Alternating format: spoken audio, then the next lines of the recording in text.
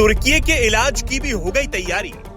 भारत के दिव्यास्त्र ने दुश्मनों की उड़ाई नींद। महाभारत में जिक्र अब बनकर तैयार।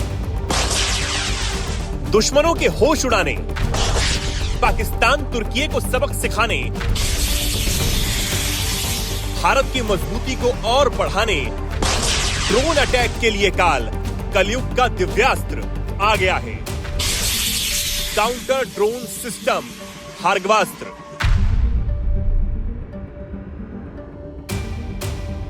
महाभारत काल की याद दिलाता भार्गवास्त्र इस आधुनिक युग के आधुनिक युद्ध में देश की सुरक्षा को एक नई ऊंचाई पर ले जाने के लिए तैयार है। दुश्मन की तरफ से हर ड्रोन हमले को पूरी तरह नाकाम करने वाला एक और अस्त्र अब भारत के पास आ चुका है। महाभारत काल का प्रभाव सदियों से हमारे आसपास नजर आता है।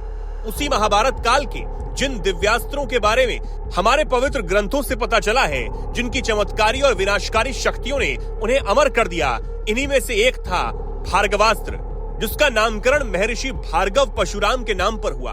भगवान विष्णु के छठे अवतार भगवान परशुराम को भार्गव नाम से भी जाना जाता है। इसी नाम को प्रेरणा मानते हुए अत्याधुनिक माइक्रो मिसाइल आधारित काउंटर ड्रोन सिस्टम बनाकर तैयार कर लिया गया है।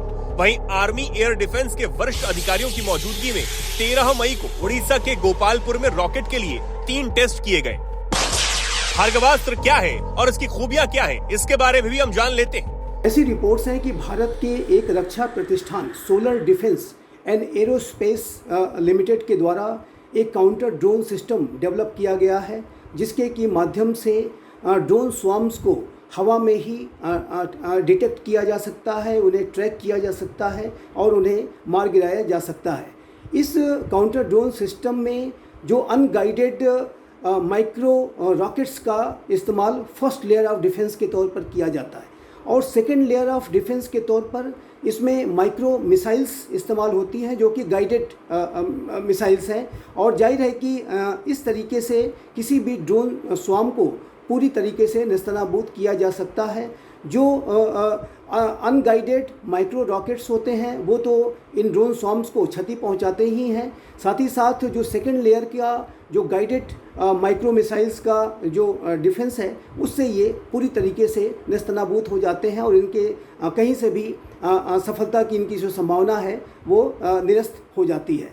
ये एक माइक्रो मिसाइल आधारित डिफेंस सिस्टम सोलर ग्रुप और इकोनॉमिक एक्सप्लोसिव लिमिटेड ने इसे बनाकर तैयार किया है। ये 6 किलोमीटर की दूरी से छोटे ड्रोन्स को भी ट्रैक कर सकता है। 64 से ज्यादा माइक्रो मिसाइल्स को एक साथ फायर करने की क्षमता ये रखता है। सटीकता और कम लागत इसे बड़े पैमाने पर ड्रोन हमलों से निपटने में प्रभावी बनाती है।